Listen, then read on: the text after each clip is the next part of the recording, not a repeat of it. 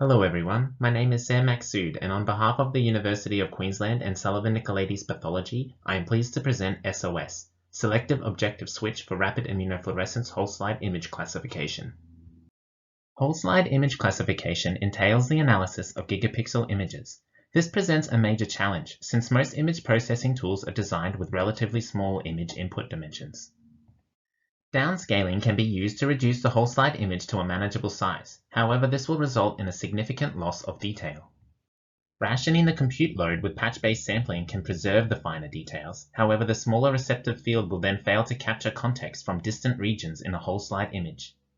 Multi-scale methods offer a viable hybrid solution by utilizing low-resolution image scales to capture the global spatial context and high-resolution image scales to capture the fine-grained detail. However, processing every whole slide image in high resolution is both redundant and time-consuming. Zhong et al. Introduced a dynamic multiscale method, which uses a policy network to select only the optimal resolution for whole slide image segmentation.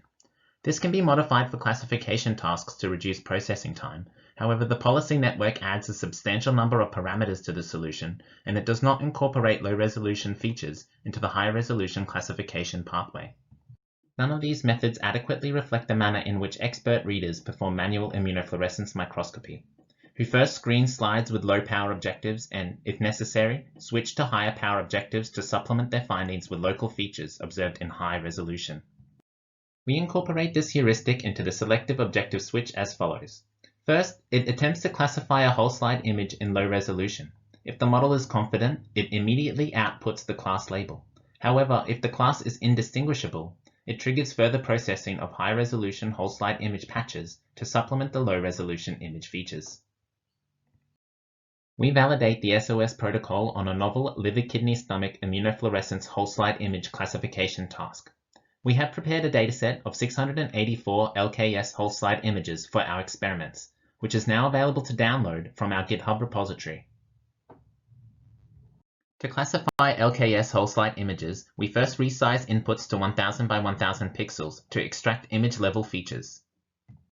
The image level features are then passed through to the executive processing unit to compute the class probability distributions. If the confidence of the predicted class is above the internal confidence threshold C, the network will automatically output the class label for the whole slide image. If the confidence score falls below the threshold, the image level features are passed through to the high resolution network. The high-resolution network comprises a hard-attention patch-based selection module, which receives the image-level features as input to compute the top K regions of interest, and the corresponding whole slide image patches are then fed into a patch-level feature extractor. The high-resolution patch features and image-level features are concatenated and fed into the GRU and fully connected layers to compute the final class label. During model training, both the LRN and HRN attempt to predict the class label. The cross-entropy loss is then computed at both output positions to reduce classification error in all pathways. We then compute the difference between predicted probabilities of the true class label by the LRN and HRN to ensure synchronous optimization. Finally, we compute the difference between the maximum LRN class probability and the confidence threshold to ensure the confidence scores are regressed to the appropriate side of the decision boundary.